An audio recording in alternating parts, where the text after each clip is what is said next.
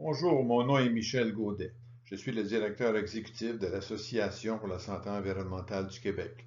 Je fais la présentation en français pour le Dr. John Mallott. Le terme MCS est utilisé pour les hypersensibilités chimiques multiples. Bienvenue à notre webinaire annuel pour la Journée de la santé environnementale. Le sujet cette année est qu'est-ce qu'il y a de nouveau depuis l'année dernière dans le monde du MCS. L'Organisation mondiale de la santé nous dit que les maladies chroniques non transmissibles sont la principale cause de morbidité et de mortalité dans le monde. Il existe 4 facteurs de risque: l'usage du tabac, l'usage nocif de l'alcool, les régimes alimentaires malsains et l'inactivité physique. Mais ils nous disent maintenant que la pollution de l'air est un facteur de risque majeur pour le développement de maladies chroniques. Étant donné que les maladies chroniques sont liées à la pollution, il n'est pas surprenant que plus vous habitez près d'une route principale, plus vous êtes susceptible de contracter ces maladies. Alors, où habitez-vous et où travaillez-vous? La proximité dans les études est entre 50 et 500 mètres.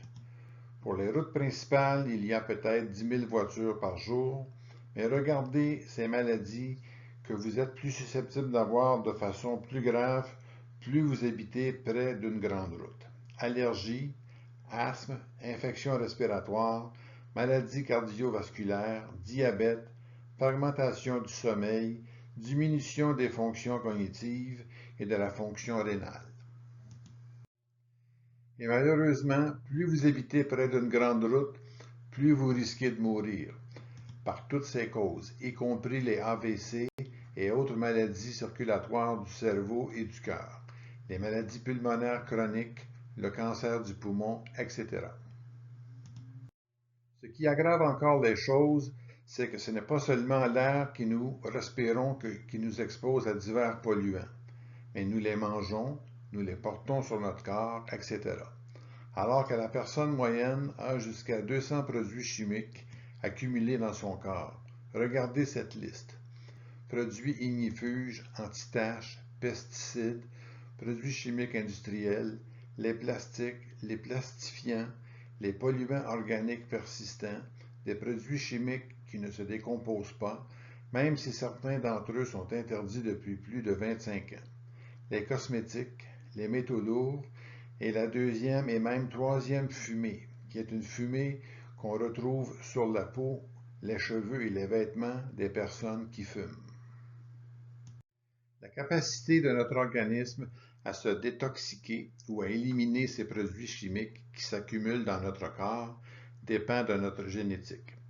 Si nous ne sommes pas très doués pour la détoxication, les concentrations de produits chimiques dans notre corps auront tendance à s'accumuler plus rapidement et par conséquent, nous risquons davantage de contracter ces maladies: maladies cardiovasculaires, asthme, maladies rénales chroniques, diabète, arthrite, maladies du foie, maladies neurodégénératives telles que la maladie d'Alzheimer et la maladie de Parkinson, l'infertilité masculine et divers risques de cancer. Si on ne réussit pas bien à se détoxiquer, il y a des dommages aux cellules que nous pouvons mesurer. C'est peut-être parce que notre génotype est anormal, ce que j'ai déjà mentionné. Et c'est peut-être parce que nous sommes très exposés aux produits chimiques et que notre système de détoxication est surchargé, ce qui l'empêche de bien fonctionner. Ou notre système fonctionne de manière inférieure en raison d'un faible soutien nutritionnel. Mais il en résulte une accumulation de produits chimiques toxiques dans les cellules appelées radicaux libres ou oxydants, ou espèces oxydantes réactives, qui l'emportent sur les effets des antioxydants de notre système de détoxication. En conséquence, nous obtenons quelque chose que nous pouvons mesurer dans les laboratoires de recherche appelé stress oxydatif. Ceci provoque des dommages aux cellules, ce qui entraîne un dysfonctionnement des cellules provoquant un malaise ou même des lésions tissulaires, un dysfonctionnement des organes et une inflammation systémique. Le stress oxydatif peut affecter n'importe quel système d'organes. Lorsque cela affecte le système cardiovasculaire, nous constatons davantage de sclérose artérielle, de dysfonctionnement des parois des vaisseaux sanguins et d'hypertension. Lorsque le cerveau est impliqué, nous sommes plus susceptibles de voir la neurodégénérance, alors nous voyons des affections telles que la maladie d'Alzheimer ou de Parkinson. Chez les enfants, nous sommes plus susceptibles de voir des troubles du développement neurologique comme l'autisme. Nous voyons des migraines chroniques et des douleurs chroniques. Lorsque le système immunitaire est impliqué, les allergies et les maladies auto-immunes sont plus susceptibles de se produire. Les maladies auto-immunes sont des maladies lorsque notre système immunitaire attaque notre propre système. Et nous voyons une inflammation systémique. Lorsque le système hormonal est impliqué, nous observons le diabète, l'obésité, les maladies de la thyroïde et des changements dans les résultats de la grossesse. Avec le système squelettique musculaire, nous verrons la polyarthrite rhumatoïde et d'autres maladies rhumatismales et des maladies dégénératives des articulations. Le système gastro-intestinal peut être impliqué et nous sommes plus susceptibles de développer une stéatose hépatique non alcoolique et une maladie intestinale inflammatoire. Si la peau est atteinte, nous verrons l'eczéma et le psoriasis. Le stress oxydatif peut également provoquer une maladie rénale chronique. Nous observons que des conditions reliées à l'environnement sont plus susceptibles de se produire, notamment des hypersensibilités chimiques multiples, l'encéphalomyélite myalgique, le syndrome de fatigue chronique, et la fibromyalgie. Ce sont tous des effets que l'on peut avoir avec le stress oxydatif. Ce sont donc pour ces raisons que nous appelons les personnes qui ont des hypersensibilités chimiques multiples des canaris. Ils peuvent ressentir les effets des expositions alors que le reste d'entre nous ne le peut pas. Mais ces changements à l'intérieur des cellules sont toujours en cours. Cela dépend de la façon dont cela se produit. Alors, rafraîchissons notre mémoire sur ce qu'est exactement l'hypersensibilité chimique multiple. Voici les critères de cas pour le diagnostiquer. Les symptômes sont reproductibles à la suite d'expositions répétées. C'est une maladie chronique. Elle ne disparaît pas à des niveaux d'exposition faibles, inférieurs à ceux précédemment tolérés ou tolérés par d'autres personnes en bonne santé. Et les symptômes s'améliorent ou disparaissent lorsque vous évitez les expositions déclencheuses. Ce qui est également intéressant, c'est que ces réactions se produisent lorsque plusieurs substances ne sont pas liées chimiquement et elles impliquent plusieurs systèmes d'organes. Les personnes atteintes de MCS savent quels produits chimiques les dérangent. Ils sont multiples et ils sont partout. Pour ceux qui ne sont pas familiers, regardez cette liste. Parfums, peinture, colle, produits de rénovation, produits de nettoyage, tapis, matériaux de construction, meubles, pesticides, gaz d'échappement des véhicules et de nombreux autres produits chimiques. Pourquoi les personnes atteintes de MCS deviennent-elles sensibles au départ? Une des raisons est qu'elles sont plus susceptibles d'être génétiquement de pauvres détoxifiants. Et s'ils ne se détoxifient pas correctement, quelle que soit la raison, ils endommagent leurs cellules et dans ce cas, leurs neurones deviennent sensibilisés. Afin de vous expliquer pourquoi les personnes hypersensibles aux produits chimiques sont sensibles, je dois tout d'abord vous expliquer pourquoi les piments forts brûlent réellement. C'est parce qu'ils stimulent les capteurs du système nerveux pour enregistrer le message de chaleur intense qu'ils peuvent transmettre, même s'ils sont très froids, quand vous les avez sortis du réfrigérateur ou du congélateur. La capsaïcine est le produit chimique présent dans les piments forts qui stimule la sensation de chaleur.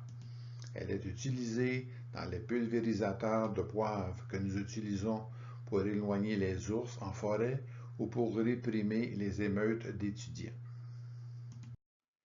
Cet effet de la capsaïcine est bien compris dans le monde de la recherche médicale. Quand on la respire, ça nous fait tousser.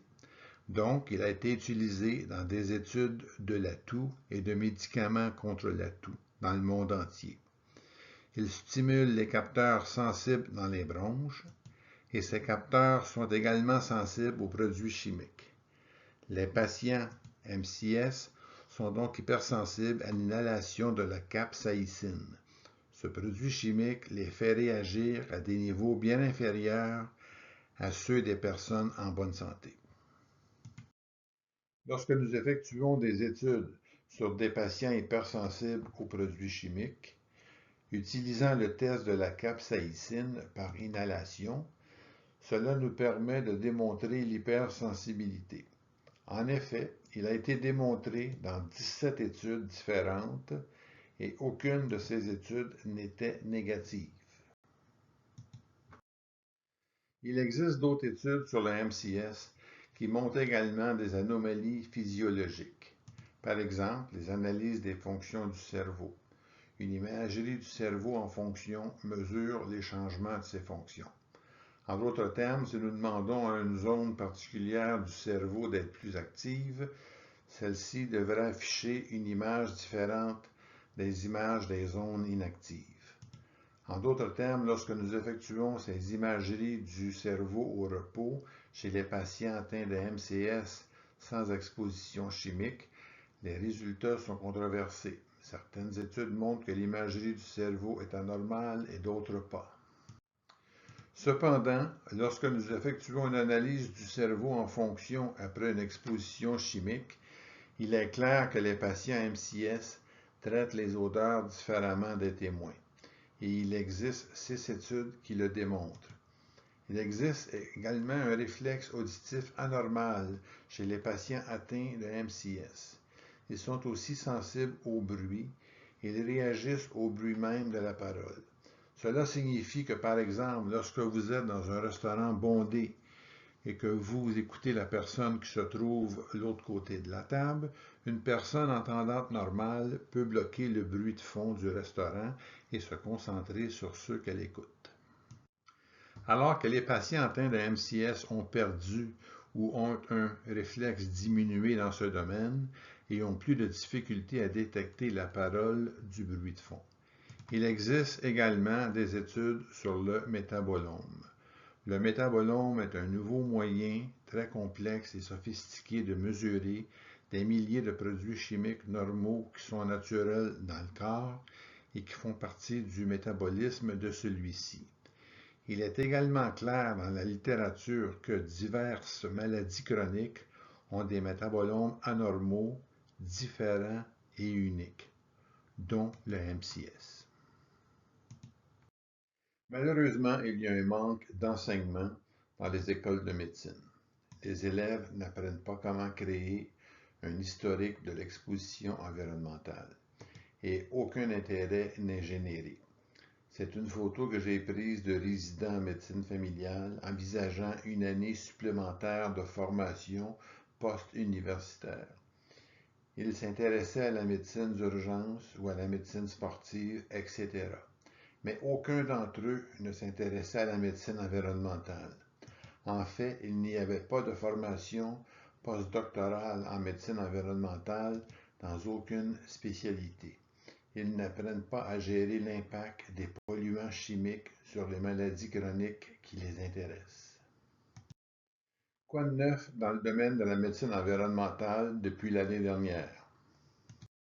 Il existe des études sur le suivi à long terme, la prévalence concernant la controverse de la médecine environnementale. Le ministère de la Santé et des Soins de longue durée de l'Ontario a mis sur pied un groupe de travail qui a achevé son rapport final à la fin de 2018.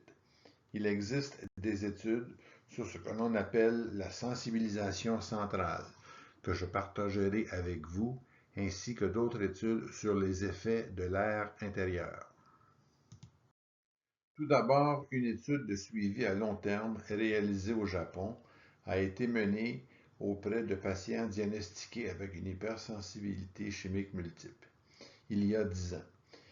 Il est noté qu'en 2003, au Japon, il existait des restrictions obligatoires sur l'utilisation de matériaux de construction pour tenter de réduire les émissions de gaz et que l'accent était mis davantage sur l'installation d'équipements de ventilation dans les nouveaux bâtiments. Et par conséquent, il y a moins d'association d'un début de MCS avec de nouvelles constructions. D'autre part, les ventes de produits parfumés, notamment d'assouplissants de tissus, ont fortement augmenté. Et en conséquence, les odeurs ont augmenté comme déclencheur de MCS. Ils ont également noté que la MCS devient plus grave chez les patients japonais. Par exemple, les patients atteints de MCS ont une prévalence élevée de maladies allergiques comme l'asthme et l'eczéma. Mais au cours des 10 dernières années, ces maladies ont plus que doublé chez les patients atteints de MCS. Et cela est important car le chômage est associé à la gravité du MCS. Par ailleurs, un article publié au Japon a montré une amélioration chez les 2 tiers des patients. Cela dépend de ce que vous mesurez. Dans ce cas, les améliorations concernaient l'irritabilité, la fatigue, l'anxiété, une humeur dépressive et par conséquent moins de symptômes physiques. Ils ont attribué cela à une activité physique appropriée et à un mode de vie régulier, notamment une alimentation et un sommeil adéquats. Ce qu'ils ont également remarqué, c'est que la perception autonome du système nerveux de situations qui provoquent de l'anxiété diminue si les patients s'améliorent. Le système nerveux autonome est le système nerveux automatique qui intervient dans la réponse au stress. Fréquence cardiaque, fréquence respiratoire, variation de la température de la peau, etc. Les patients étaient moins attentifs à ces réactions physiques lorsqu'ils ont réellement commencé à avoir une amélioration de leurs symptômes. Vous pouvez donc être un peu mieux en fonction du style de vie que vous êtes en mesure de maintenir. Ce qui est intéressant dans cette étude, c'est qu'ils ont jeté un coup d'œil sur le groupe témoin et les ont suivis pendant 5 ans. 6,7% d'entre eux avaient développé la MCS et le début était associé à leur état psychosomatique, autrement dit, à quel point ils étaient stressés, combien de symptômes inexplicables et d'eczéma. Avoir de l'eczéma était associé à l'apparition de MCS dans ce groupe. Ce qui était également associé au développement du MCS était l'exposition aux produits chimiques provenant de rénovation et de nouveaux tapis. Par contre, s'ils conservaient le même style de vie habituel, bien manger, dormir régulièrement, faire de l'exercice, etc., cela a eu un effet très positif sur le fait de ne pas développer la MCS. Le terme prévalence est utilisé pour décrire le nombre de personnes atteintes d'une maladie donnée à un moment donné. Ainsi, de nombreuses études ont été réalisées au fil des années pour tenter d'identifier la prévalence d'hypersensibilité chimique multiple.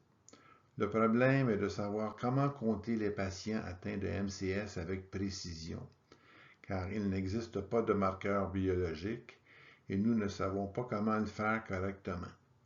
Ces études sont généralement effectuées par sondage. Il faut donc se poser la question suivante. Vous considérez-vous comme étant allergique ou particulièrement sensible aux produits chimiques au quotidien, tels que ceux contenus dans les produits de nettoyage ménager, les peintures, les parfums, les détergents, les insecticides, etc. Si une personne répond par l'affirmative à cette question, elle est autodiagnostiquée avec MCS. Ensuite, il y a un médecin ou un professionnel de la santé qui vous a chaque fois dit que vous présentiez plusieurs sensibilités aux produits chimiques. Et si la réponse est oui, ils ont diagnostiqué par un médecin, même s'il n'y a pas de test sanguin pour le prouver. Ces questions ont été posées dans de nombreuses études sur la prévalence aux États-Unis, en Suède et au Canada. Des études ont également été menées sur l'intolérance aux odeurs générales autodéclarées ou sur les produits chimiques tels que les parfums, les agents de nettoyage ou les parfums de fleurs. Plusieurs pays à travers le monde ont utilisé cette méthode: l'Australie, le Japon et la Corée. Nous ne savons pas exactement quelles sont les statistiques de prévalence. Il y a eu une étude de prévalence de MCS réalisée l'année dernière en Australie. 6,5% de la population avait un diagnostic médical de MCS. Près de 19% de la population a rapporté une hypersensibilité chimique décrite comme étant exceptionnellement sensible aux produits chimiques quotidiens et aux produits à base de produits chimiques. C'est très élevé. Parmi les personnes atteintes de MCS, près de 92% ont une sensibilité aux parfums. 78% des personnes sont presque empêchées d'accéder à des endroits à cause des produits parfumés, comme les salles de repos, les commerces, les lieux de travail et les lieux publics, en particulier et notamment les établissements de santé. Près de 75% ont reçu un diagnostic d'asthme ou d'une condition semblable à l'asthme. 55% déclarent des effets sur la santé qu'ils considèrent potentiellement invalidants. Et 52% ont perdu des journées de travail ou un emploi au cours de l'année dernière en raison de l'exposition à des produits parfumés sur les lieux de travail. Il existe également une étude sur la prévalence en Suède et en Finlande.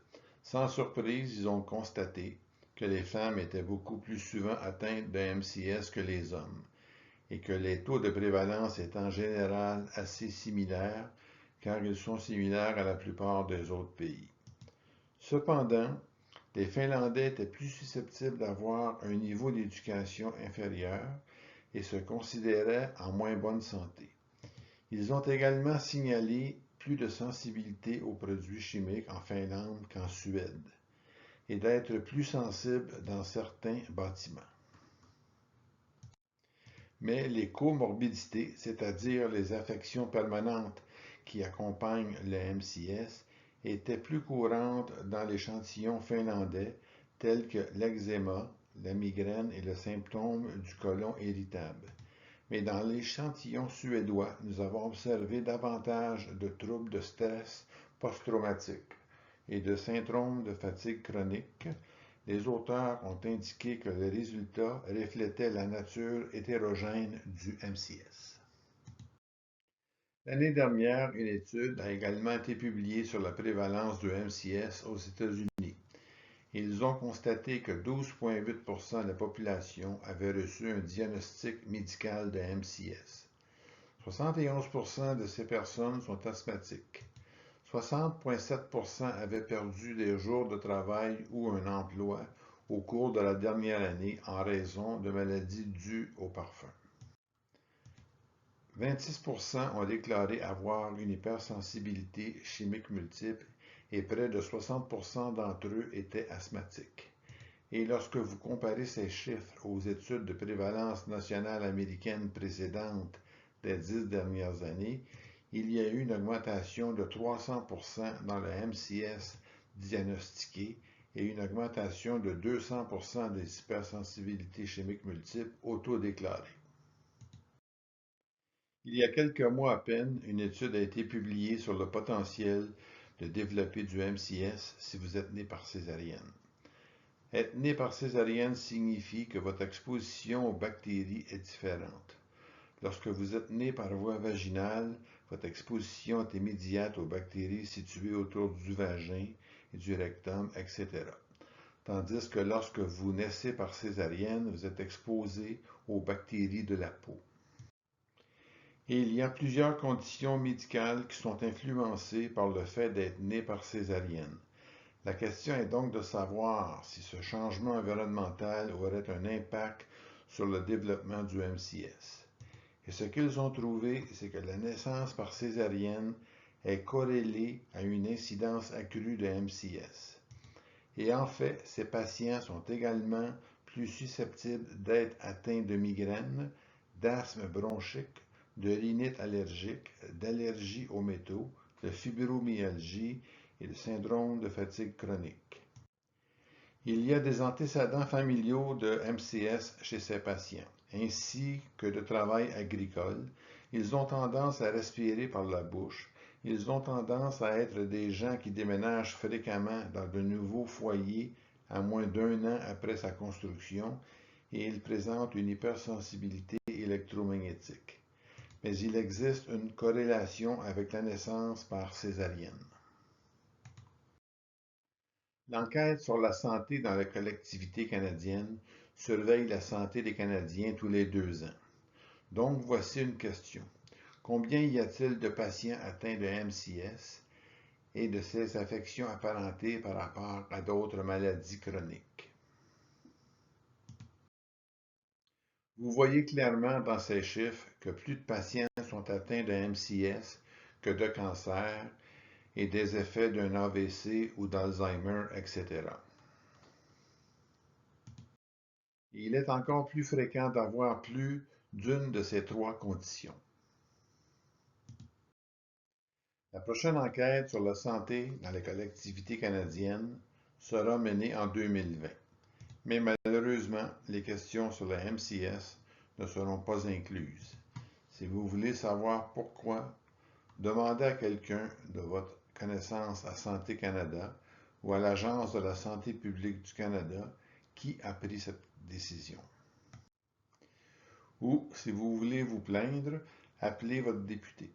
Nous ne savons pas pourquoi les questions ne sont pas incluses, mais nous savons que la prévalence du MCS a augmenté de plus de 300% et l'hypersensibilité aux produits chimiques de plus de 200% aux États-Unis.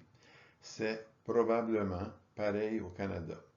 Pourquoi ne pose-t-il pas de questions sur le MCS?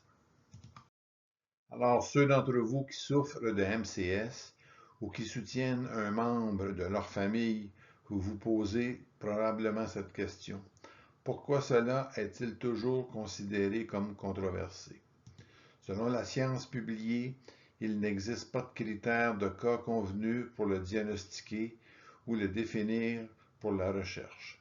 Il n'existe aucune preuve physiologique d'hypersensibilité. En d'autres termes, tous les tests sanguins, examens physiques, etc. sont normaux.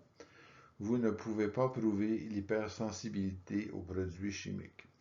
Cela ne correspond pas à ce que nous comprenons en toxicologie, qui dit que les doses élevées sont toxiques. Et il existe une association avec une maladie psychiatrique qui permet de facilement faire valoir qu'il s'agit d'une maladie psychiatrique. La conséquence de tout cela est que les besoins des patients ne sont toujours pas satisfaits. Les prestataires de soins de santé primaires ou secondaires ne fournissent aucun soutien aux patients.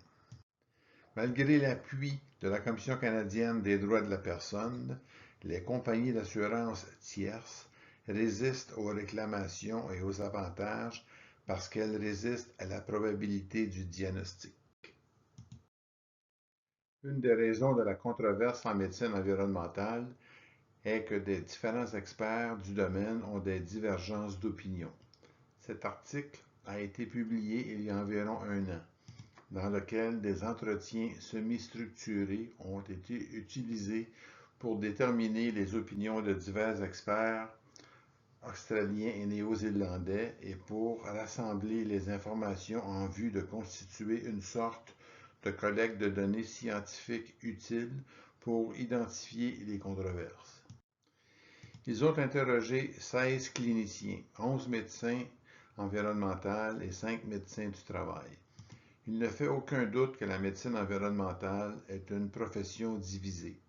Les médecins spécialistes en médecine environnementale attribuent rapidement les réactions aux expositions environnementales alors qu'en tant que médecin du travail, ils ne pensent pas que cela est conforme à la toxicologie traditionnelle et que les symptômes inexpliqués sont très probablement attribués à des problèmes psychiatriques. L'évaluation des expositions difficiles. La quantité d'exposition nécessaire pour provoquer une réaction et les informations obtenues cliniquement correspondent généralement aux observations des patients et peuvent donc ne pas être exactes. L'historique d'exposition environnementale est donc l'outil clinique le plus important. Cet historique a été développé par des médecins spécialistes en médecine environnementale et est utilisé systématiquement pour chaque patient à chaque visite. Il est clair que le nombre de patients sensibles à l'environnement augmente, qu'ils présentent des caractéristiques uniques, qu'ils sont complexes à traiter et qu'ils retrouvent rarement la santé. Peu importe votre opinion sur la cause ou l'étiologie de la maladie. Il est également clair que les ressources éducatives et cliniques pour ces patients et les médecins font défaut. Nous avons donc deux groupes de médecins distincts, les praticiens de la médecine environnementale et les médecins du travail. Les praticiens de la médecine environnementale travaillent en cabinet privé. Les médecins du travail ont tendance à travailler pour des entreprises pour soigner, évaluer et surveiller la santé des travailleurs. Ils sont des conseillers dans les ministères gouvernementaux et ils travaillent moyennant des honoraires convenus pour effectuer des travaux médico-légaux afin d'évaluer la causalité ou l'invalidité en travaillant pour des compagnies d'assurance ou en indemnisation des travailleurs. Et ainsi, l'une des différences de perspective est basée sur la nature de l'emploi du médecin. C'est que les soins cliniques fournis soient centrés sur le patient ou l'entreprise. Alors, regardons la différence entre les deux groupes de médecins et quel type de patients ils voient. Les patients en médecine environnementale sont beaucoup plus souvent des femmes d'âge moyen que des hommes, considérant qu'en santé du travail, les patients sont plus susceptibles d'être des hommes adultes. En médecine environnementale, les patients arrivent avec des problèmes chroniques complexes et mal définis. Ils ont des systèmes multiples caractérisés par une fatigue à long terme, comme dans le cas du syndrome de fatigue chronique et de la fibromyalgie. Ils ont des allergies, ils sont intolérants à beaucoup de choses, aux aliments, aux médicaments. Ils ont des troubles digestifs et ils ont des maladies auto-immunes, métaboliques et neurologiques chroniques. En médecine du travail, ils sont plus susceptibles de voir des lésions musculo-squelettiques, ou ils voient des troubles à la suite d'expositions professionnelles à des objets tels que les métaux lourds, l'amiante, la poussière de charbon, le beryllium, les pesticides et les solvants tels que le benzène, le diesel et les isocyanates. Les substances toxiques préoccupantes. En médecine du travail, sont généralement des expositions habituellement élevées de manière aiguë ou chronique sur le lieu de travail ou dans leurs loisirs. Tandis que le médecin spécialiste en médecine environnementale s'intéresse davantage aux expositions quotidiennes et à long terme aux substances toxiques à de faibles concentrations présentes dans l'air intérieur, au travail et à la maison, dans les produits alimentaires ou les produits de soins personnels, et aux effets combinés de toutes ces expositions. Une autre différence d'opinion entre ces deux groupes de médecins est leur point de vue sur la nutrition. Les médecins du travail considèrent la nutrition comme un remède marginal. Ils ne pensent pas que la nourriture est une source importante d'exposition toxique, sauf peut-être pour le mercure dans le poisson ou des pesticides dans les fruits. D'autre part, les médecins spécialistes en médecine environnementale estiment que les aliments peuvent constituer une source importante d'exposition à des substances toxiques, telles que les plastiques. Une bonne nutrition est également nécessaire pour développer de la résistance. Nous devons soutenir nos systèmes de détoxication avec des antioxydants. Nous avons besoin d'une bonne nutrition pour améliorer la réparation cellulaire et nous devons nous concentrer sur la réduction de l'obésité. D'un point de vue environnemental, cela s'explique par le fait que de nombreuses affections liées à l'environnement sont plus graves si nous sommes en surpoids ou obèses. Et deuxièmement, la charge corporelle en produits chimiques. Ces produits chimiques emmagasinés dans le corps est généralement très importante dans les gras. C'est là que ces produits chimiques sont accumulés et plus vous êtes gros, plus vous en avez dans votre corps. L'opinion de ce groupe de médecins est également différente en ce qui concerne l'évaluation de l'exposition aux substances toxiques. Nous manquons de lignes directrices cliniques.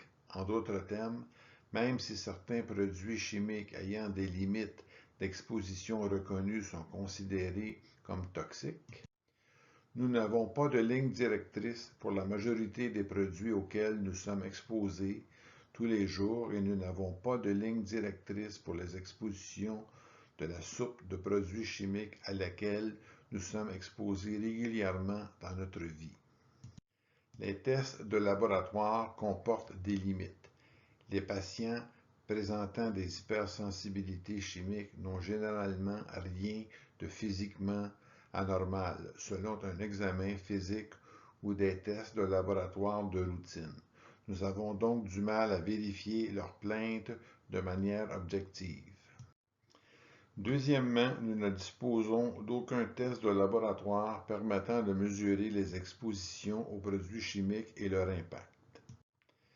Nous avons donc du mal à établir une relation de cause à effet à partir des expositions. Ce que la science médicale fait, c'est baser ses possibilités. 95% de probabilité est la barre établie en médecine pour qu'un événement en cause un autre. Sinon, nous utilisons le mot association. Un exemple pourrait être que l'obésité est associée aux maladies cardiaques. Si vous êtes obèse, vous êtes plus susceptible d'avoir une maladie cardiaque, mais ce n'est pas nécessairement la cause d'une maladie cardiaque. D'autre part, devant les tribunaux, la barre n'est que de 51%. En d'autres termes, il est plus probable qu'autrement qu'un événement en ait provoqué un autre. C'est suffisant pour les tribunaux, mais malheureux en ce qui concerne les arguments médicaux. Les juges et les arbitres écoutent les experts médicaux qui ont fixé la barre élevée de probabilité à 91%. Tous les cliniciens en médecine environnementale s'accordent sur le fait que l'historique de l'exposition est l'outil clinique le plus important pour évaluer une exposition. Cependant, les médecins du travail se concentrent davantage sur les expositions professionnelles sur le lieu du travail.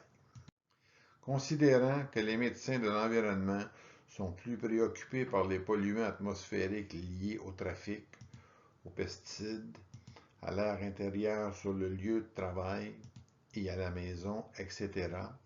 Et malgré son importance, la plupart des cliniciens ne sont pas formellement formés à la création d'un historique d'exposition environnementale.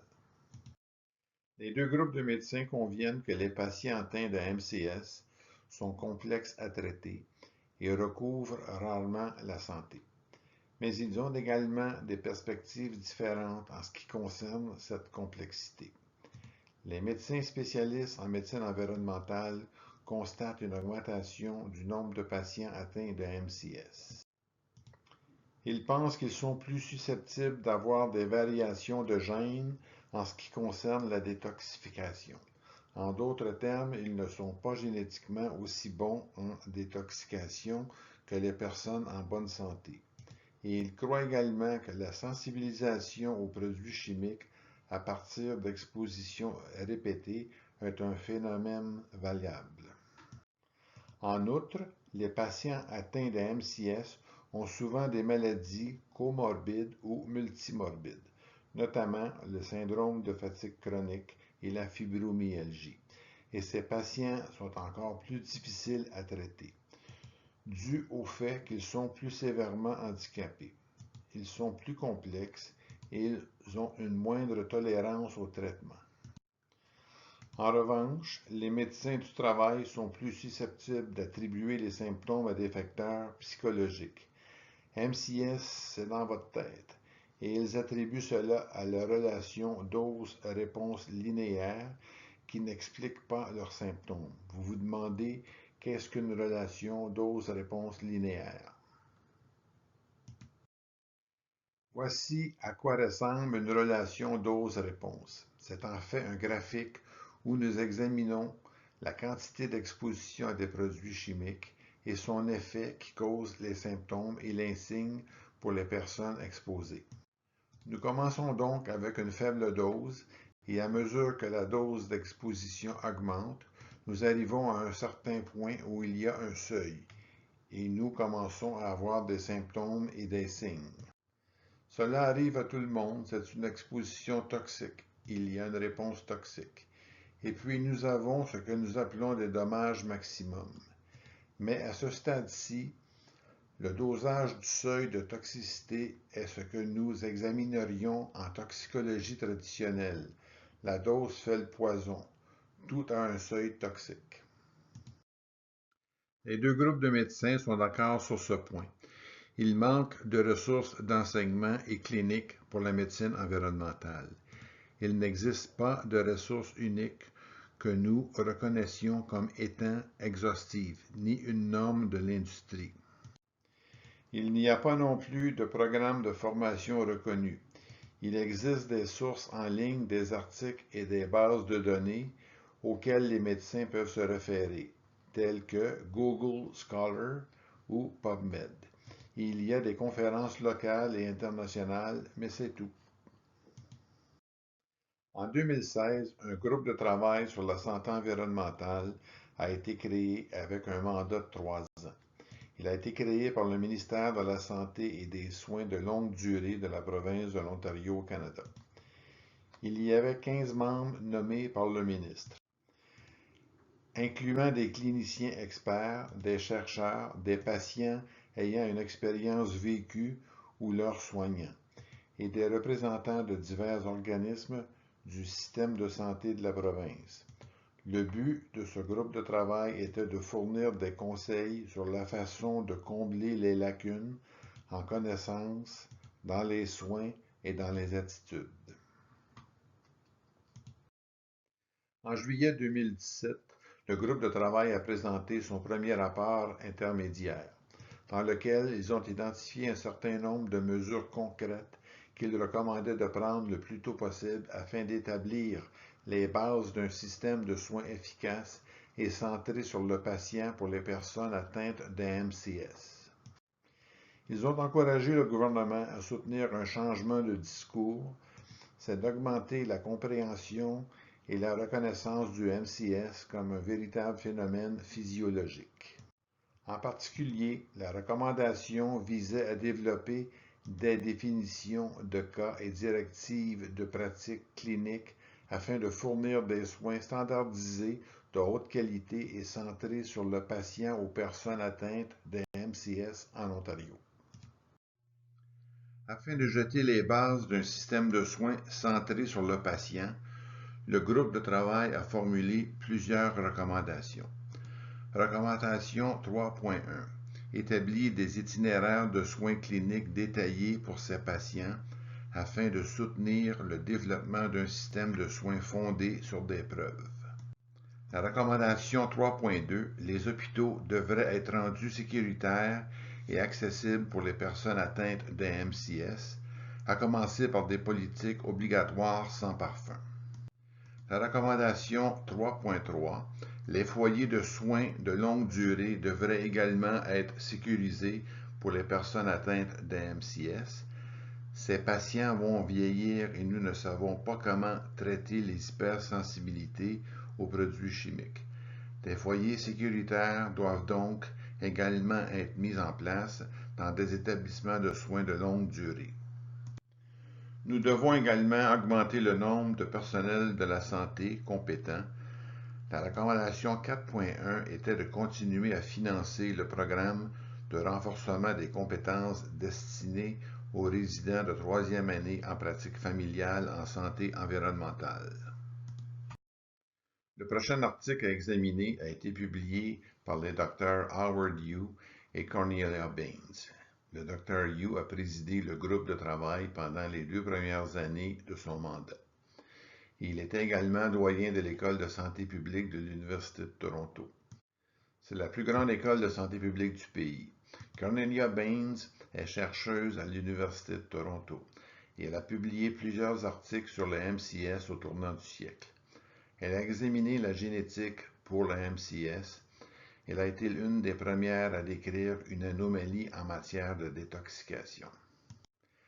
Elle a également publié des articles validant les critères de consensus pour le diagnostic établis en 1999. Le document a examiné le financement de la recherche pour le MCS et cela se révèle qu'il existe plus de 5000 références pour le syndrome de fatigue chronique dans la littérature médicale, plus de 9000 pour la fibromyalgie, mais seulement 320 références spécifiques pour l'hypersensibilité chimique multiple. Aux États-Unis, il n'existe actuellement aucune recherche financée sur l'hypersensibilité chimique multiple, et également pendant plusieurs années dans lesquelles aucune recherche n'a été financée. Au Canada, le financement de la recherche pour les trois conditions a été minime, voire inexistant. Pendant 3 ans, entre 2012 et 2015, ils ont financé un total de 1,8 million de dollars pour les trois conditions. Comparez cela à des conditions telles que l'emphysème, la sclérose en plaques ou l'épilepsie. La prévalence de ces affections est moindre, mais l'Institut de recherche en santé du Canada a fourni moins de 10% du financement pour la MCS, le syndrome de fatigue chronique et la fibromyalgie. Elle a accordé 0 bourse à la recherche sur les hypersensibilités chimiques multiples. Les Dr. Yu et Baines ont également examiné la stigmatisation pour les hypersensibilités chimiques multiples. Ils ont constaté que la stigmatisation sociale est grave et augmente par conséquent le risque que les patients développent une anxiété, une dépression et d'autres symptômes psychologiques, pouvant être confondus avec des causes plutôt que les effets de la maladie eux-mêmes. Il existe souvent des conflits juridiques concernant la causalité ou les problèmes d'évitement qui nécessitent des mesures d'adaptation ou du soutien des membres de la famille, etc. Cela décourage leur implication dans les soins cliniques, dans la recherche et dans le plaidoyer.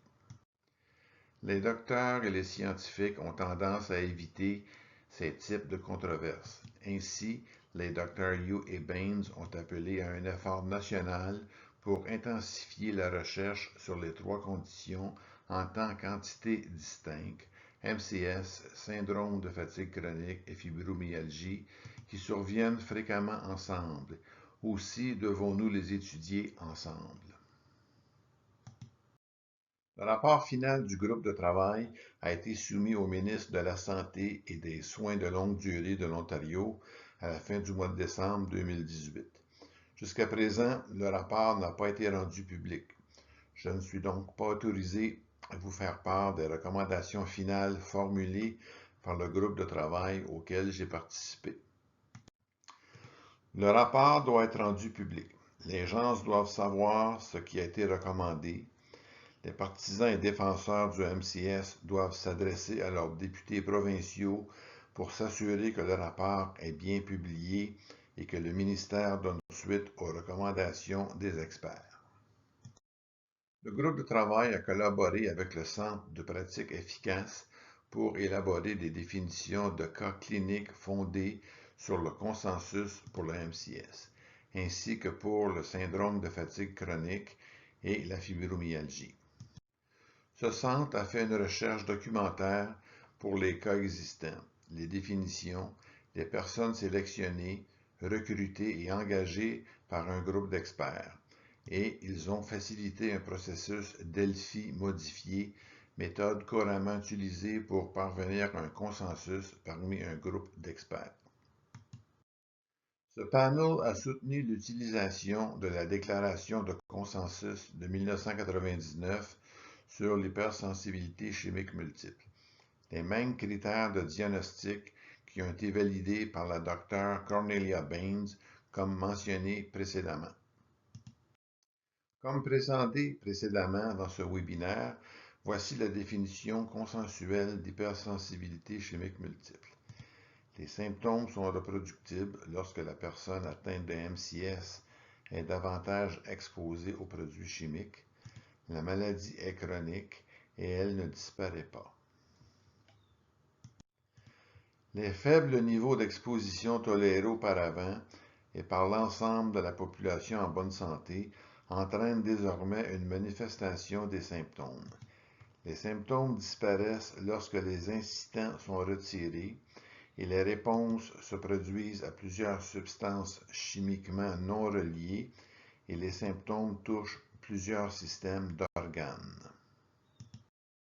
La publication initiale de la définition du consensus remonte à 1999. Ces 6 critères ne sont toujours pas refutés près de 20 ans plus tard et sont tous généralement englobés dans les définitions de la recherche sur le MCS. Nous voici donc en 2018. Le Centre de pratique efficace a mis en place un groupe d'experts qui a également soutenu l'utilisation du consensus de 1999 pour la MCS. Si vous ne pouvez pas tolérer un médicament en particulier et que vous le signalez à votre médecin, les dossiers médicaux le mentionnent systématiquement comme des allergies. Et ceci malgré le manque de preuves d'une réaction allergique.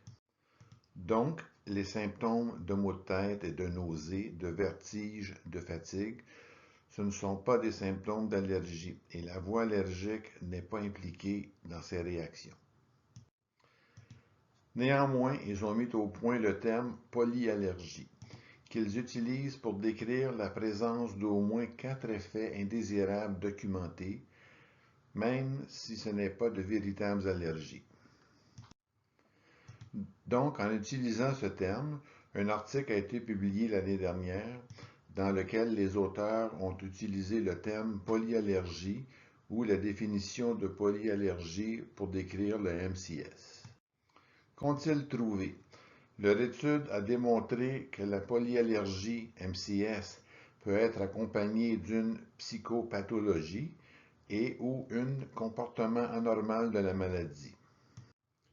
Donc, malgré le fait que depuis 20 ans, nous avons des définitions par consensus établies par des experts, ces gars-là proposent leur propre définition du MCS et font ensuite des recherches pour démontrer qu'il s'agit d'une maladie psychiatrique. Afin de comprendre les hypersensibilités chimiques, il faut comprendre la sensibilisation centrale.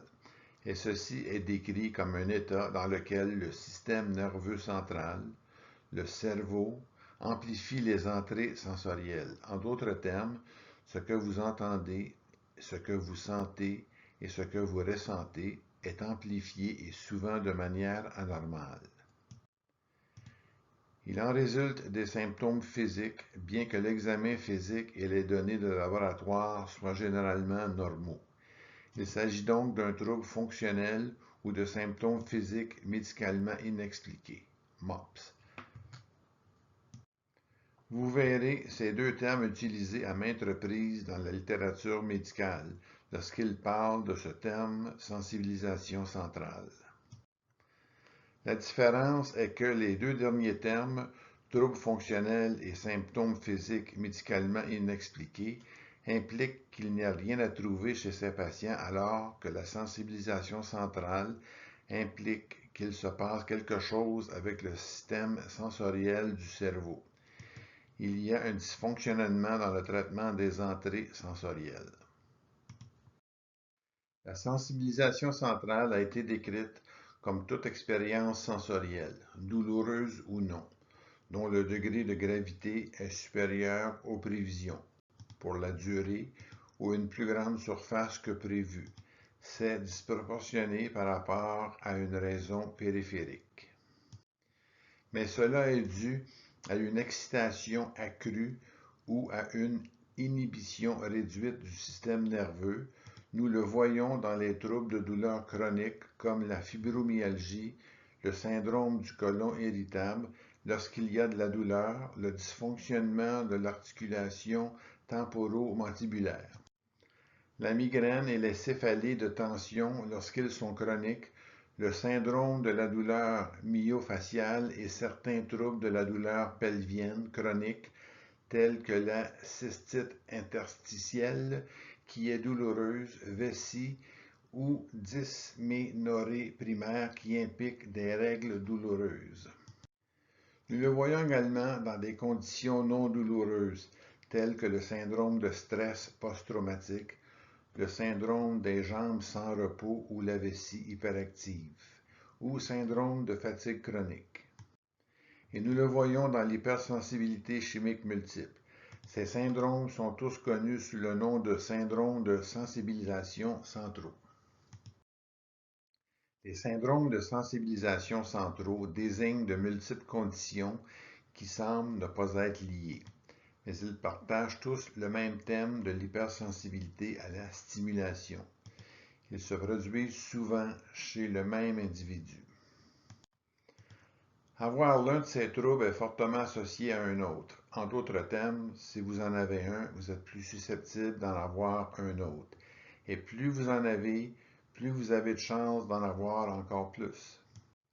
Ce schéma de regroupement chez une même personne est considéré comme une caractéristique distinctive de ces syndromes. Avoir une condition est le marqueur de risque le plus fort d'en avoir un autre et implique l'action de ces récepteurs sensibles à la capsaïcine, également appelés récepteurs TRPV1. Ce sont ceux qui sont sensibles aux produits chimiques et sont sensibilisés dans le MCS, mais ils sont également impliqués dans la douleur chronique et se révèlent hypersensibles dans le syndrome du côlon irritable et de la vessie irritable. Donc, en 2018, 3 articles ont été publiés sur la sensibilisation centrale. Il y a des symptômes concomitants dans tous ces syndromes. Douleur, fatigue, problèmes d'humeur et problèmes cognitifs, troubles du sommeil et hypersensibilité multisensorielle comme dans le cas du MCS. Les patients rapportent plus souvent une exposition antérieure à des facteurs de stress psychosociaux ou physiques, tout comme le MCS. Ils ont une vie personnelle avec plus de douleurs et des antécédents familiaux de douleurs. Les analyses du cerveau montrent des changements dans la matière grise du cerveau, dans les régions de traitement du cerveau, même si la douleur n'est pas un facteur majeur de ce syndrome. Il y a des déséquilibres neurochimiques et des anomalies du système immunitaire. Il y a une augmentation des messagers chimiques pour l'inflammation. Ils sont appelés cytokines. Il y en a un en particulier appelé interleukine 8, mais il est souvent en augmentation dans les syndromes de sensibilisation centraux. L'année dernière, un article a été publié sur le syndrome des bâtiments malsains. Ils ont signalé que des anomalies sont souvent constatées, notamment une ventilation inadéquate ou une augmentation des émissions provenant des matériaux de construction ou de l'ameublement, ou encore de l'humidité et de la moisissure dans la structure du bâtiment.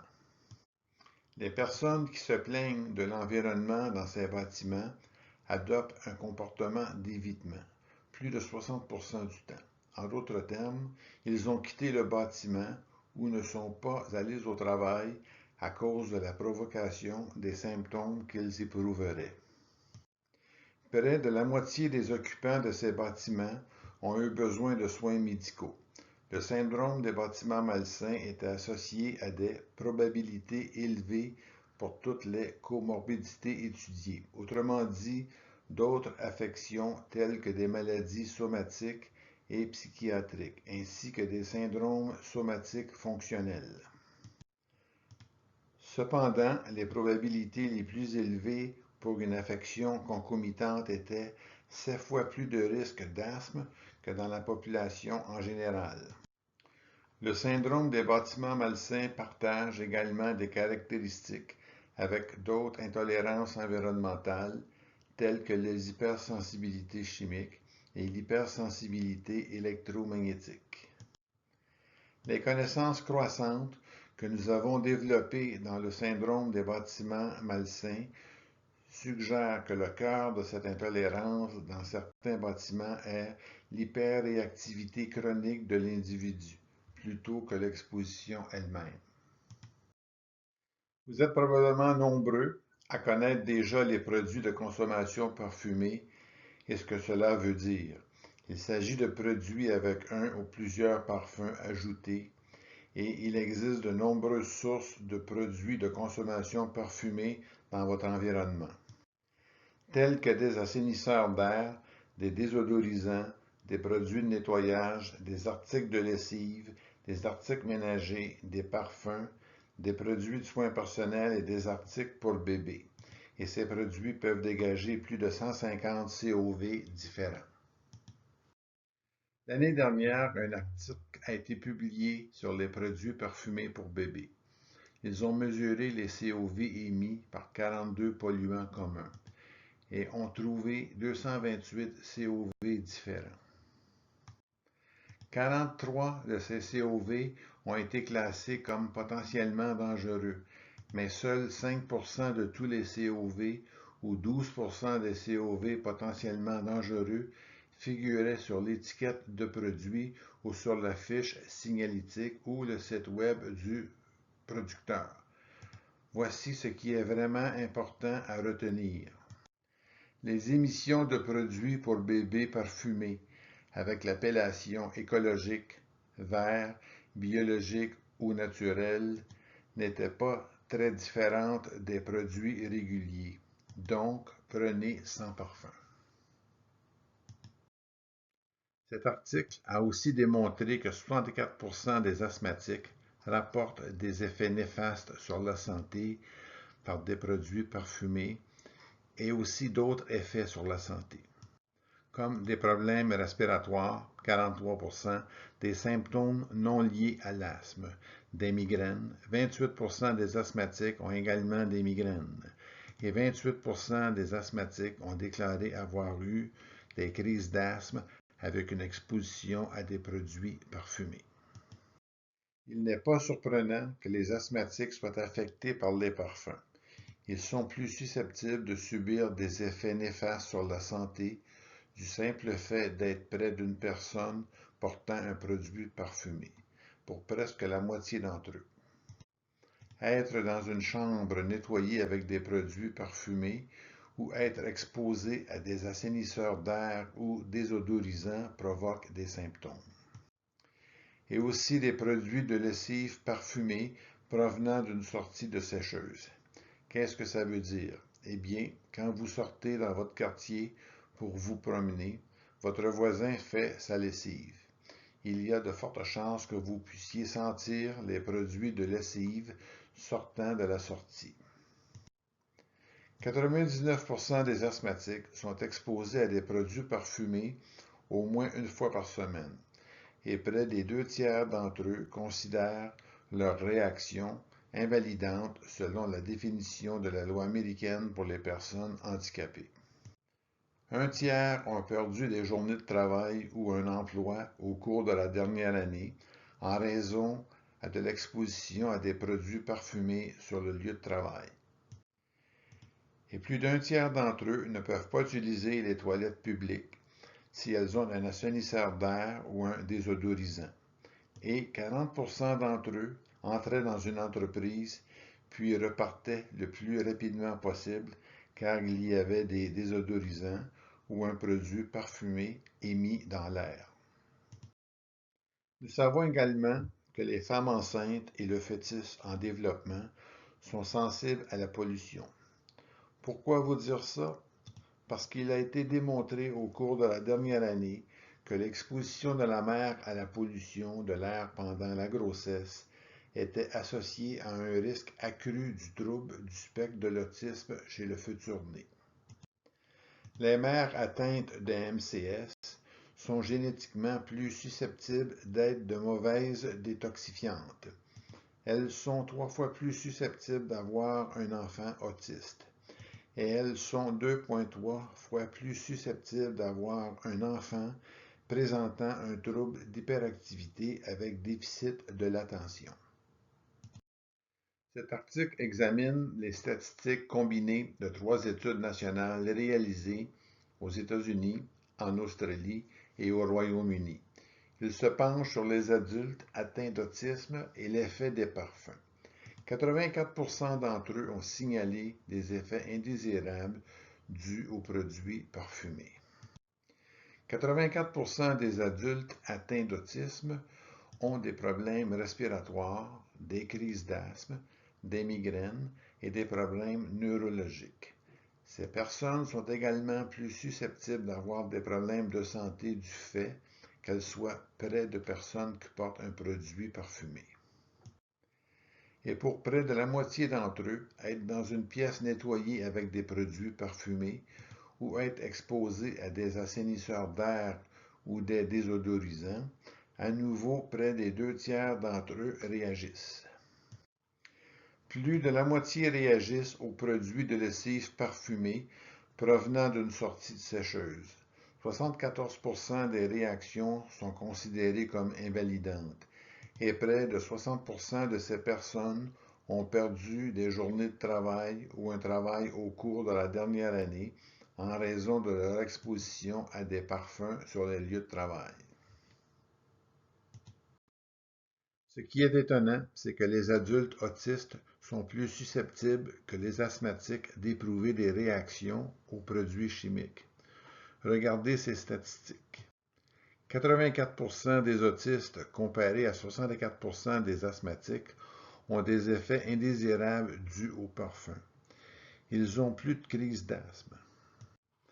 Ils sont plus susceptibles de ressentir les effets d'une personne portant un produit parfumé ou des assainisseurs d'air ou des désodorisants dans une pièce ou des produits de lessive parfumés provenant d'une sortie de sécheuse que les asthmatiques. Et ils sont plus susceptibles de trouver ces réactions invalidantes. Ils ont perdu plus de journées de travail ou d'emploi au cours de la dernière année en raison de l'exposition aux parfums que les asthmatiques. L'argument se poursuit entre ceux qui pratiquent la médecine environnementale et ceux qui pensent que les hypersensibilités chimiques sont une affection psychiatrique, car il n'existe aucune littérature démontrant qu'elle est physiologique. Les deux camps se réfèrent à la littérature et citent la littérature pour soutenir leur argument tout en critiquant l'autre camp. Alors, comment classer les preuves afin de comprendre si les hypersensibilités chimiques constituent ou non un véritable phénomène physiologique? Et la réponse se trouve dans cette pyramide. Les avis d'experts sont en bas et tout en haut sont des revues de la littérature appelées revues systématiques. La revue systématique est la preuve la plus solide à l'appui d'une opinion, quelle qu'elle soit. Une revue systématique est une méthode pour répondre à des questions de recherche spécifiques et représente plus qu'un examen régulier de la littérature. Ils utilisent un processus prédéfini en plusieurs étapes pour identifier, sélectionner, évaluer de manière critique et synthétiser les preuves issues d'études scientifiques. Vous devez le faire pour arriver à une conclusion correcte. Le système de passer par toutes ces étapes doit être transparent. Nous devons comprendre le raisonnement derrière chaque décision prise dans les choix et les sélections et les opinions de chaque article particulier. Et il faut plus d'une personne pour rendre l'examen systématique valide. 3 revues de littérature systématique sur la MCS ont été publiées. L'une a été réalisée en 2006 par Das Munchi. J'ai examiné cette revue systématique par le passé. Il a regardé les études de provocation. En d'autres termes, il a examiné des études qui avaient tenté de prouver ou de réfuter le fait que les personnes atteintes de MCS pouvaient réellement détecter les produits chimiques et y réagir en cas d'exposition de manière objective. Les deux autres ont été publiés l'année dernière, alors regardons-les et voyons ce que nous avons. Dans la revue systématique de 34 études de provocation chimique publiées en 2006, 21 de ces études n'étaient probablement pas bien basées du fait que les odeurs des produits chimiques étaient probablement évidentes pour l'auteur.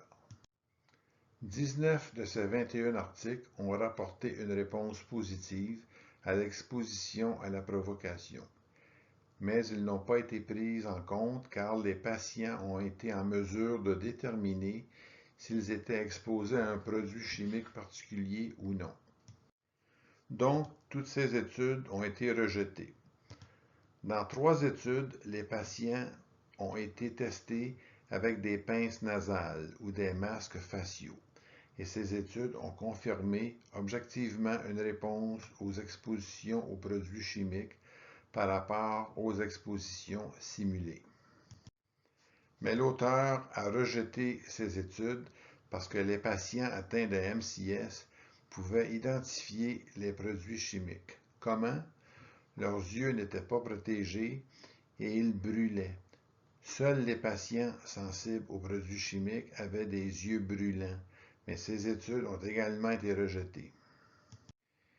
Il y a eu 7 études où les produits chimiques ont été utilisés bien en dessous du seuil olfactif, et on peut donc soutenir que personne ne réagirait à ces produits chimiques à ce niveau. Néanmoins, 6 de ces études n'ont pas montré de réponse cohérente. 3 études ont utilisé des agents masquants olfactifs. En d'autres termes, elles ont utilisé un produit chimique pour masquer l'odeur du premier. Et aucune autre de ces études n'a trouvé d'association entre la provocation et tout type de réponse. Il a donc conclu que la MCS n'existait pas sur la base de ce type de raisonnement. Cependant, vous vous souviendrez peut-être que nous avons identifié 17 études utilisant la capsaïcine, ce produit contenant des piments forts qui a démontré une hypersensibilité des récepteurs détectant les substances chimiques chez les patients atteints de MCS par rapport aux témoins. Au moment de cette revue systématique, 7 études ont déjà été publiées et elles ont été exclues, car selon l'auteur, l'inhalation de capsaïcine n'est pas un stimulus classique décrit par les personnes atteintes de MCS. La capsaïcine stimule les récepteurs sensibles aux produits chimiques, mais ces études n'ont pas été incluses dans cette revue systématique. Cette revue systématique, publiée l'année dernière, a cherché de nouvelles preuves diagnostiques et épidémiologiques de l'hypersensibilité chimique multiple. Une fois encore, ils ont constaté une prédominance féminine. Et il est intéressant de noter que les patients étaient plus susceptibles de venir de milieux sociaux et culturels moyens ou élevés. Il y avait certaines variations de la génétique en ce qui concerne la détoxication. Mais il n'était pas clair si les variations génétiques étaient dues à la structure des gènes ou bien à une mutation affectant la fonction. Il y avait beaucoup d'articles qui ont montré le stress oxydatif et neurogénique. L'inflammation et l'hyperréactivité aux stimuli qui ont pu détecter avec des techniques d'imagerie cérébrale précises, et l'hyperréactivation concernait une zone appelée l'amygdale qui fait partie du système limbique et est responsable des comportements de peur et d'évitement. Et bien sûr, le cortex olfactif. C'est une partie du cerveau qui discerne ce qui sent quelque chose, qu'il s'agisse d'une expérience positive ou d'une expérience négative, etc. Toutefois, cette hyperréactivité n'a pas été contrebalancée par l'activation de certaines zones du cerveau responsables de l'atténuation du message. Donc, au lieu de s'habituer à une odeur, les patients atteints de MCS ont tendance à montrer une sensibilisation. Cette même revue systématique a également montré des modifications de la fréquence cardiaque et respiratoire, de la concentration et de la mémoire, ainsi que des changements dans certains domaines responsables de l'émotion et ont amené ces auteurs à conclure que le MCS pouvait être un trouble émotionnel. La conclusion des auteurs de cette revue systématique est que les conclusions des études sont incertaines et controversées, mais ils ont noté qu'il y a une plus grande activité dans le système limbique et du système nerveux autonome chez les patients atteints de MCS par rapport aux témoins. Les auteurs ont également passé en revue des études de provocation chimique et ont de nouveau noté une plus grande implication du système limbique et du système nerveux autonome dans le cerveau et ont conclu que les résultats étaient encore incertains et controversés. Le système limbique est la partie du cerveau qui traite les informations sensorielles, y compris les odeurs, et le système nerveux autonome est le système qui contrôle le rythme cardiaque, la pression artérielle et réagit au stress, etc. Ce qui est remarquable, c'est que les auteurs mentionnent les tests et études de provocation par inhalation de capsaïcine, puis les excluent sans explication. Ils ont ensuite conclu qu'il n'était pas encore possible de diagnostiquer les hypersensibilités chimiques avec une certitude absolue. Et nous devons nous entendre sur le fait que ce n'est pas des marqueurs biologiques objectifs sur le plan clinique. Ils ont déclaré qu'il était difficile d'évaluer le poids de la composante psychologique par rapport à la composante physiologique. Et c'est vrai, et par conséquent, les patients peuvent se sentir injustement étiquetés comme des malades mentaux. Une lettre a été envoyée à l'éditeur en réponse à cette revue systématique qui a été publiée. Et l'auteur a déclaré « J'attendais des auteurs une position plus critique sur l'utilisation des tests de provocation. » Beaucoup de ces tests ont été réalisés avec un très mauvais plan d'étude, ce qui n'a pas été discuté dans le document. Mais comme vous l'avez entendu plus tôt dans ce webinaire, nous avons examiné la revue systématique des tests de provocation en soulignant la difficulté d'effectuer ces tests au départ. Cet auteur a ensuite écrit « Ils ont écrit au sujet de suspicion d'intoxication.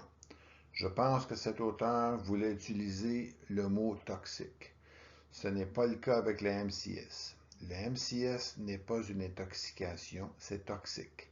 Il s'agit d'une hypersensibilité submergée de récepteurs sensoriels avec une inflammation chronique insidieuse et un stress oxydatif. » Et quand vous regardez ceci, vous remarquerez que les 17 articles manquants dans cette revue qui montrent une hypersensibilité anormale des récepteurs lorsqu'un test ou une provocation avec la capsaïcine est la preuve de l'hypersensibilité.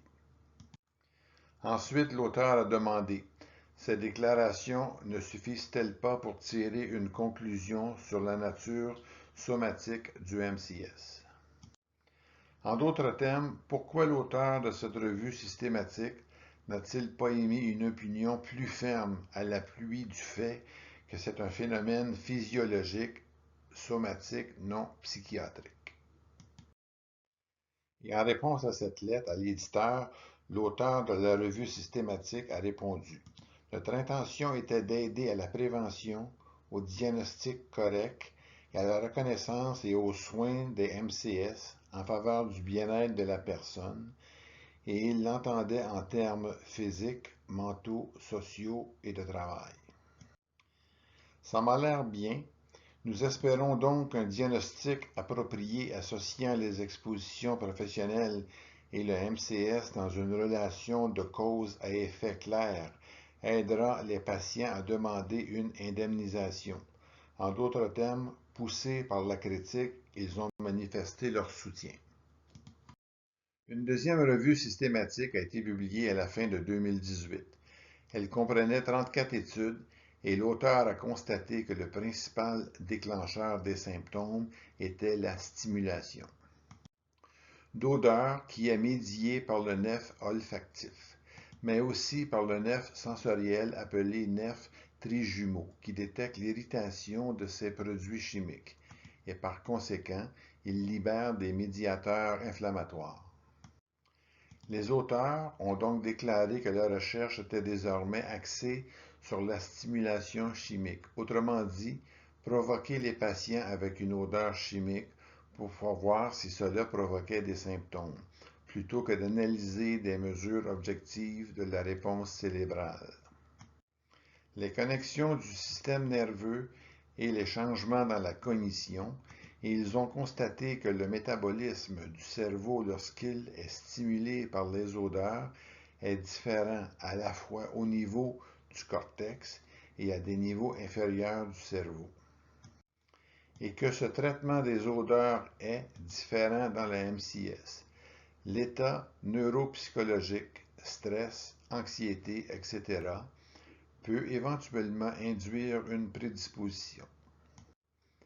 Bien sûr, cela pourrait vous préparer à développer la MCS, mais ce n'est pas la cause. Les auteurs ont également conclu qu'il tend à promouvoir progressivement les processus neurobiologiques du MCS. En d'autres termes, si vous avez du stress ou des problèmes psychiatriques, non seulement cela vous prédispose à développer le MCS, mais cela aggrave la situation.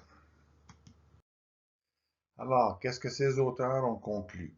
Qu'il existe une attention biaisée, ce qui signifie que les patients atteints de MCS se concentrent davantage sur les odeurs. L'une des interprétations de ce phénomène est qu'elle est psychiatrique. Et l'autre interprétation de ceci est bien sûr que cela pousse les patients à faire plus attention aux odeurs, car l'expérience du patient est que les odeurs les rendent malades. Ils ont montré des signes de sensibilisation. Les études ont également montré des signes d'embrassement limbique. Le système limbique est activé. Il est plus facile de stimuler une réponse et à un niveau subclinique, autrement dit, des choses que vous ne pouvez pas ressentir, ils sont capables de les trouver avec une imagerie appropriée, des modifications le long des voies sensorielles. L'attention biaisée dans la sensibilisation sont des processus liés et ils nous éloignent des expositions parce qu'elles sont perçues comme dangereuses. Cet article, très récemment publié, s'intitule Intolérance chimique, une condition mystérieuse. Quel est le degré de confusion en regard du MCS? Les auteurs affirment que les avis divergent quant à la cause et au mécanisme du MCS. Ceux qui croient que ce mécanisme est toxique sont critiqués par des toxicologues qui affirment qu'il n'est pas lié à la dose produit le poison. Il n'y a pas de relation dose-réponse que nous avons examiné plus tôt.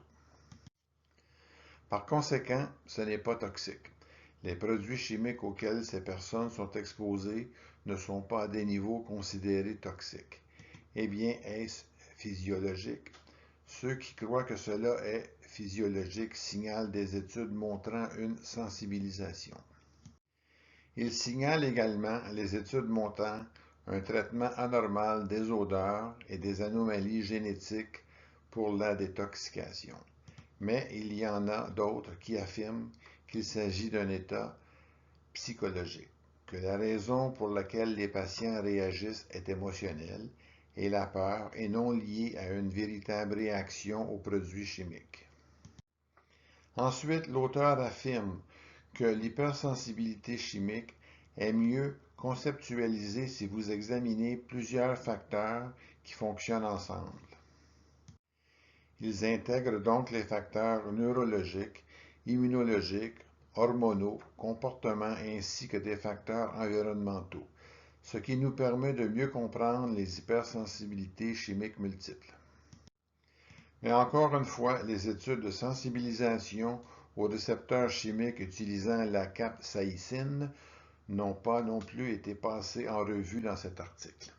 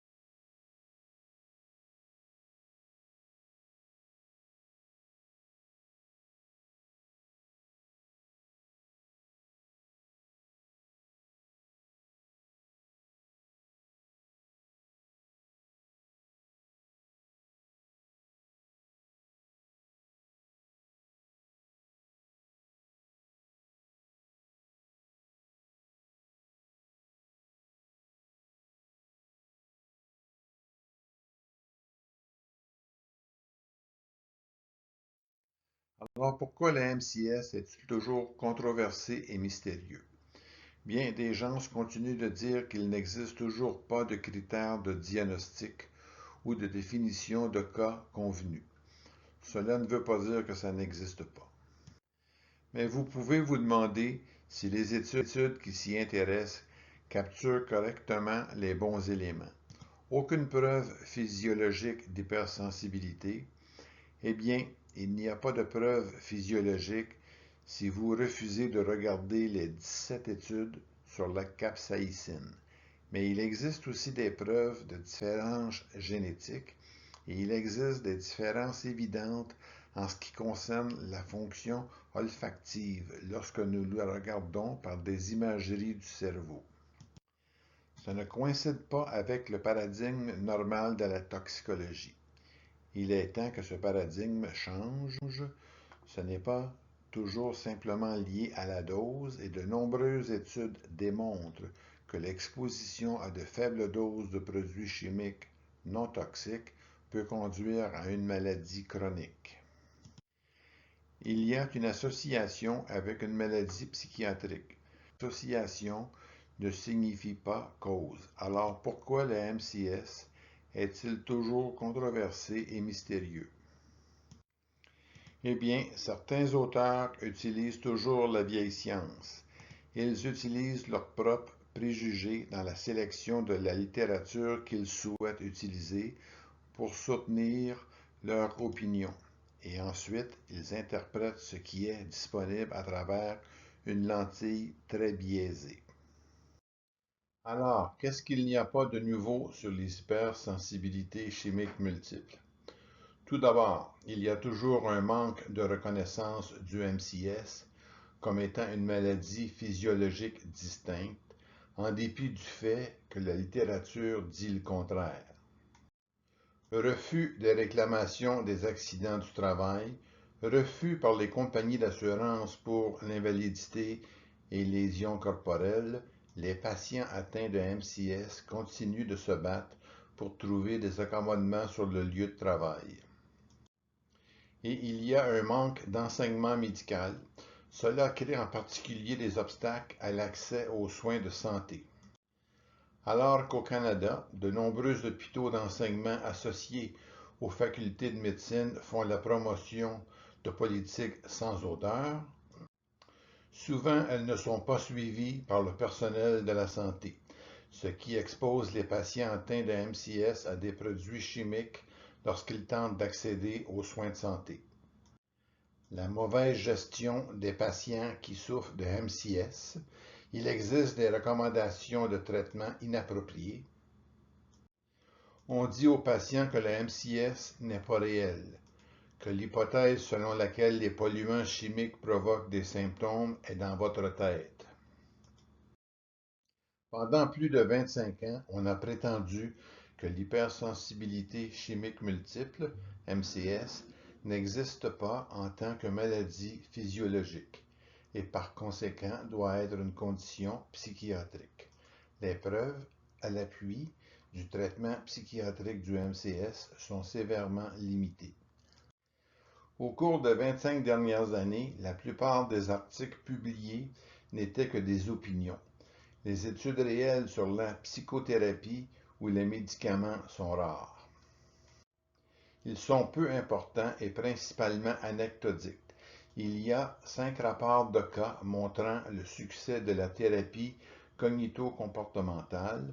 Un rapport de cas est une description d'un cas isolé, donc 5 cas isolés en 25 ans.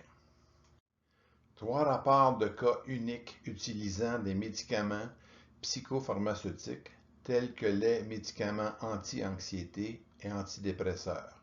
Il n'y a pas eu d'essai contrôlé qui ait démontré une efficacité spécifique pour les patients atteints de MCS en utilisant une psychothérapie ou des médicaments psychothérapeutiques. Aucun, et je répète, aucun. Récemment, la désensibilisation et le retraitement des mouvements oculaires, ou EMDR, ont été annoncés sur l'Internet comme un traitement potentiellement utile, mais il n'y a pas absolument aucune preuve publiée concernant son utilisation pour le MCS.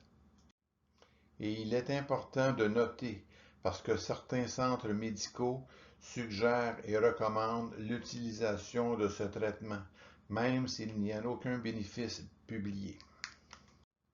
Pourquoi ne demandons-nous pas aux patients ce qu'ils pensent? Quand on le fait, ce que l'on trouve est que la psychothérapie peut aider à faire face à la maladie et son impact sur la vie.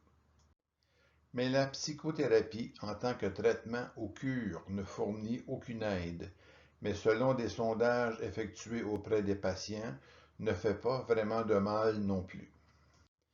Toutefois, le groupe de travail sur la santé environnementale a estimé que la stigmatisation était associée au fait de se faire dire que la condition que l'on éprouve quand on est atteint de MCS est dans la tête et est une affection psychiatrique, et c'est aussi très frustrant. Les médicaments anti-anxiété et antidépresseurs aggravent en fait les symptômes, car ils sont peu susceptibles d'aider et risquent davantage de provoquer des effets indésirables, en particulier dans cette population de patients sensibles aux produits chimiques. Les patients rapportent que le fait de vivre dans un espace de vie libre de produits chimiques est le plus bénéfique, suivi par l'évitement des expositions aux produits chimiques. Récemment, des tentatives ont été faites pour utiliser la méditation chez les patients atteints de MCS, mais la littérature montre que cela contribue à améliorer la qualité de la vie, mais ne modifie pas réellement le statut général de la maladie. J'espère que j'ai réussi à faire la lumière sur ce que nous savons sur les hypersensibilités chimiques multiples, et que ceux d'entre vous qui ont la MCS auront le sentiment que votre avenir est un peu plus prometteur. Merci d'avoir participé à ce webinaire.